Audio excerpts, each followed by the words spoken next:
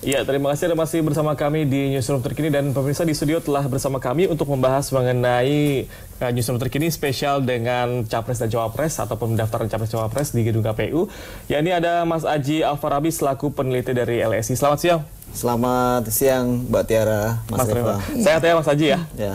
Ya, Mas, Mas Aji ini melihat bahwa dari LSI sendiri, apakah memang sudah mengadakan simulasi atau sudah menebak atau sudah ada tentang ini Pak? Ya, sebetulnya pasangan ini mengejutkan ya di akhir. Karena belum pernah masuk dalam simulasi survei kita sebelumnya ya. Baik pasangannya Jokowi maupun pasangannya Prabowo ya. Karena dua-duanya muncul di akhir. Walaupun memang Kiai Ma'ruf termasuk salah satu nama yang muncul sebagai nama calon pendamping Pak Jokowi ya. Misalnya Ketua Umum P3 Romi saat itu pernah menyatakan bahwa Kiai Ma'ruf masuk sebagai satu nama. Kemudian beberapa petinggi partai juga pernah menyatakan Kiai Ma'ruf masuk sebagai nama. Tapi kita melihat memang yang menjadi drama di akhir cawapresnya Jokowi adalah munculnya nama Mahfud ya sebelum munculnya nama Kiai Ma'ruf. Jadi memang banyak hal yang kemudian kita melihat variabel politik yang lebih banyak bermain di situ ya di akhir menjelang injury time ya pendaftaran. Last minute ya? Last minute menjelang pendaftaran. Artinya mungkin tidak ada kesepakatan yang sama antara partai-partai pendukung Pak Jokowi sehingga akhirnya Pak Mahfud terlempar ya dari bursa cawapres sehingga masuk nama Kiai Ma'ruf. Kalau kita lihat peta posisi saat ini yang bisa kita ukur hanya nama-nama capresnya ya, gimana Jokowi versus Prabowo. Tapi kalau kemudian simulasi pasangan belum bisa kita prediksi karena harus kita ukur secara kualitatif. Walaupun kita melihat bahwa nama cawapres baik Kiai Ma'ruf maupun Sandiaga Uno sebetulnya secara elektabilitas dari survei-survei sebelumnya belum terlalu signifikan ya.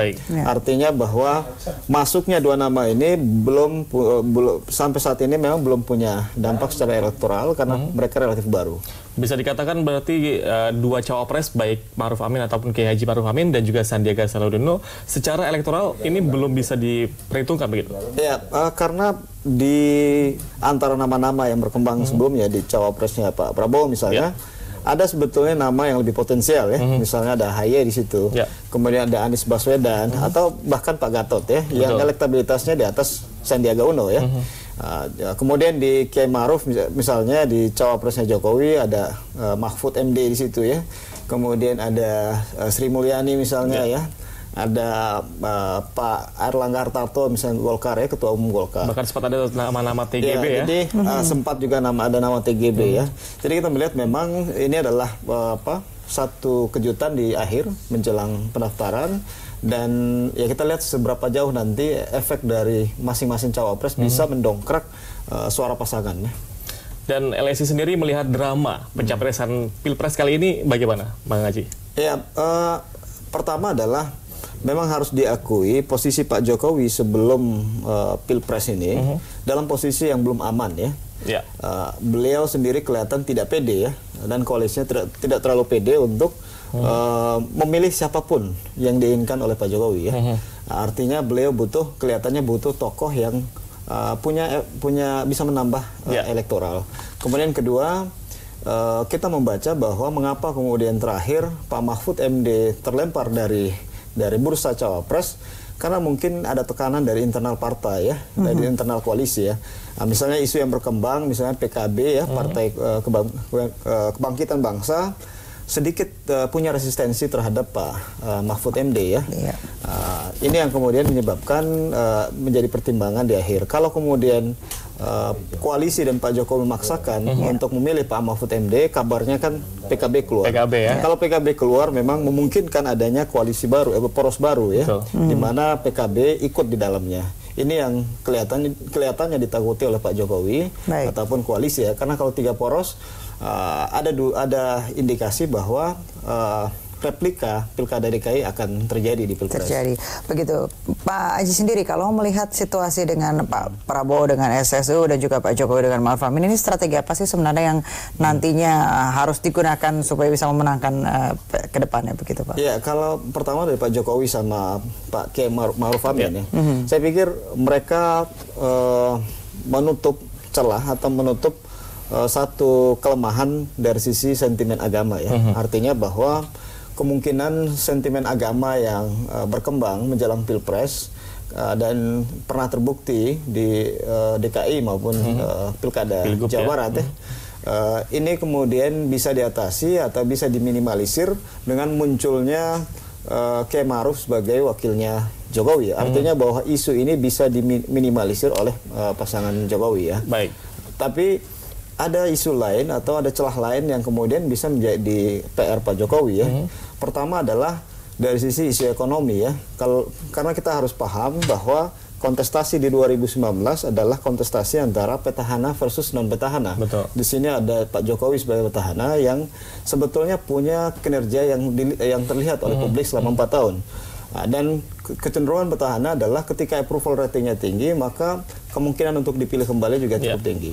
Nah, kalau kita lihat dari sisi kepuasan terhadap Pak Jokowi, memang ada isu yang masih lemah dari isu ekonomi ya. Nah, isu ekonomi ini kalau dari komposisi pasangan cawapres memang belum bisa ditutupi secara maksimal oleh Kiai Haji Ma'ruf Amin, karena dia dipersepsikan sebagai seorang ulama. Itu dari sisi ekonomi ya, iya, berarti betul. Kemudian yang kedua dari sisi misalnya pemilih milenial ya, yang populasi pemilihnya kurang lebih sekitar 43%. Baik. Artinya populasi yang cukup besar dibanding generasi usia yang lain. Nah, kalau dari komposisi ini kita melihat bahwa Kiai Haji Ma'ruf Amin memang belum punya semacam asosiasi yang kuat untuk bisa menggrab pemilih milenial. Nah, mungkin yang bisa diharapkan adalah Pak Jokowi sendiri ya, dari performance-nya, kemudian perilaku politiknya selama ini yang cenderung bisa masuk ke pemilih milenial. Sementara di selain Prabowo ada Sandiaga Uno yang sebetulnya lebih potensial untuk menarik pemilih. Jadi kita masih menunggu strategi apa yang akan dilakukan oleh dua kubu ini, Bang Haji ya. Baik. Dan pemirsa, kami akan majukan perbincangan usai jeda berikut ini. Tetaplah bersama kami di Newsroom Terkini.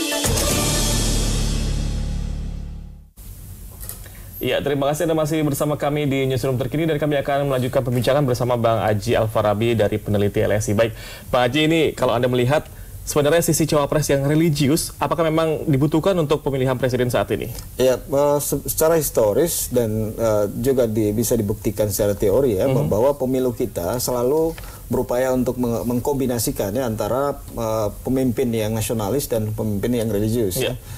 Ini terlihat dari misalnya paket Jokowi Kiai Ma'ruf ya, kemudian paket Prabowo Sandi ya. Dari sebetulnya latar belakang Sandiaga Uno bukanlah sosok yang memang dikenal sebagai ulama ya. Tapi beliau kemudian dipersepsikan atau diasosiasikan sebagai orang yang religius ya. Betul. Misalnya banyak sekali muncul aktivitas misalnya ibadahnya dan seterusnya, itu kan sebetulnya upaya untuk menguatkan bahwa Sandiaga Uno adalah sosok yang religius. Religius namun tetap milenial seperti itu ya. Milenial. Kemudian yang kedua, kita lihat juga sebetulnya dari dukungan partai ya. Ada PKS dan PAN di sana yang kemudian mengentalkan bahwa pasangan ini adalah pasangan yang diusung oleh dua kombinasi yang pas ya antara nasionalis dan religius. Iya, baik. Dan pemirsa ataupun Tiara juga kita masih melihat ini kondisi suasana ataupun saat ini di KPU ya. Nampaknya masih belum mulai juga Tiara dan juga di KPU Haji, sendiri memang masih sudah banyak berdatangan juga. Kalau tadi kita lihat sempat sudah ada Pak Prabowo yang sampai begitu ya di gedung KPU. Dan pemirsa, calon presiden petahana sendiri ini Joko Widodo atau Jokowi dan pasangannya Ma'ruf Amin mendaftarkan diri ke Komisi Pemilihan Umum Jumat pagi tadi, dan ini keduanya berangkat dari KPU dari gedung Cua ke KPU begitu tadi pagi ya. Dan ini seperti apa? Ini dia informasinya.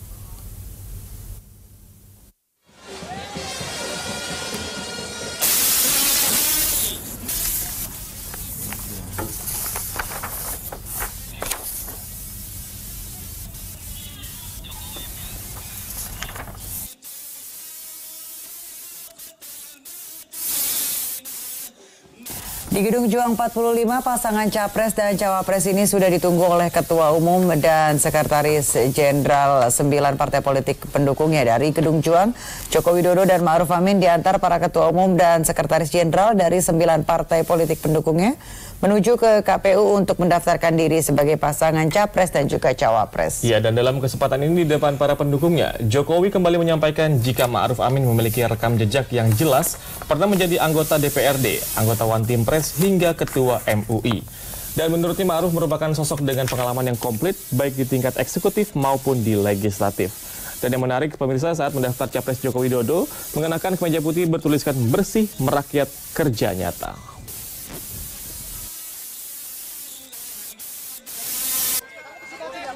Bismillahirrahmanirrahim. Assalamualaikum warahmatullahi wabarakatuh. Selamat pagi, salam sejahtera bagi kita semuanya. Shalom, Om Swastiastu, Namo Buddhaya, salam kebajikan. Alhamdulillahirabbil alamin. Di pagi yang cerah ini, saya beserta Bapak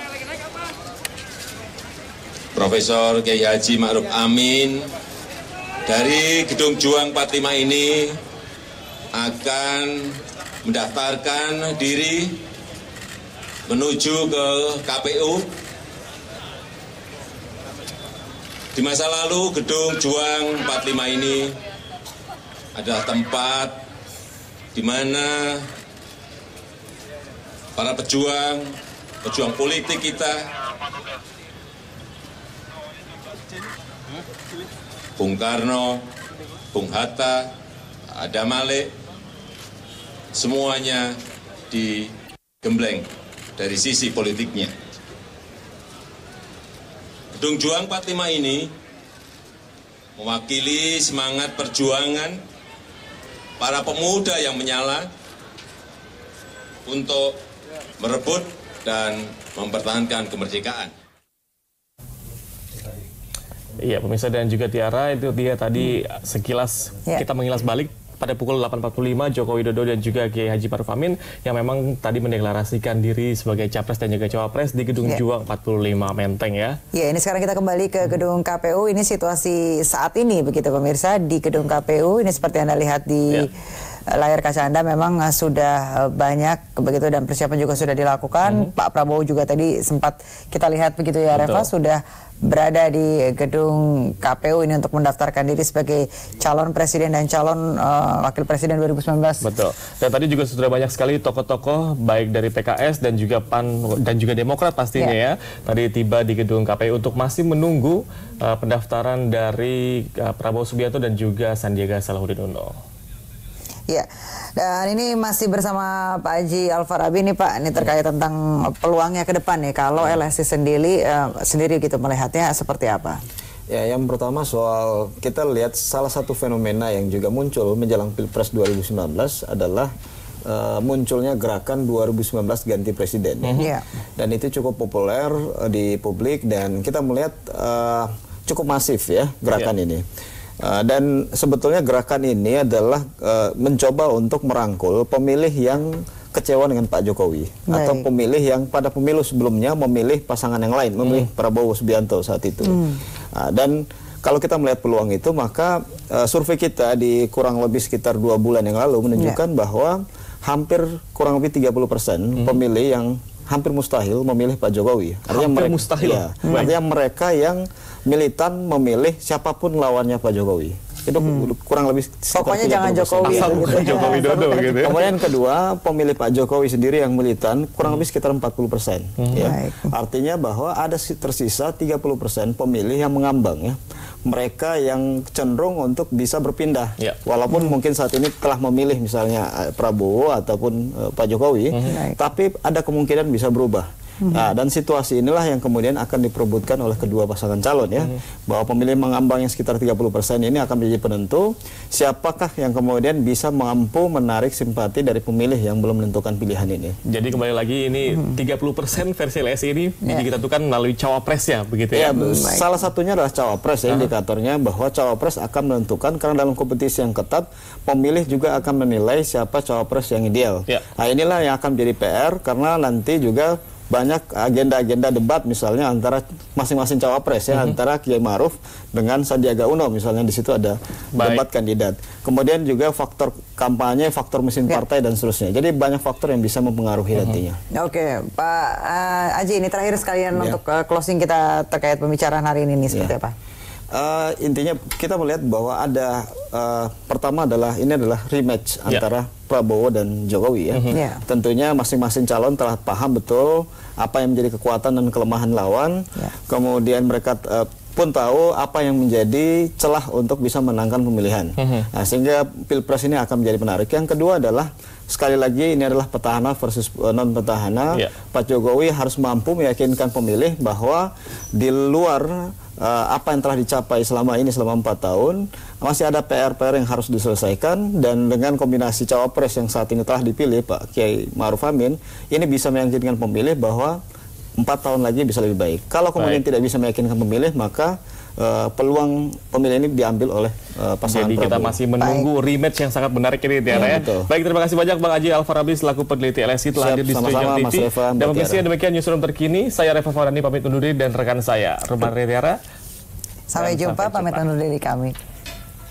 Makasih Pak Aji. Terima kasih Pak.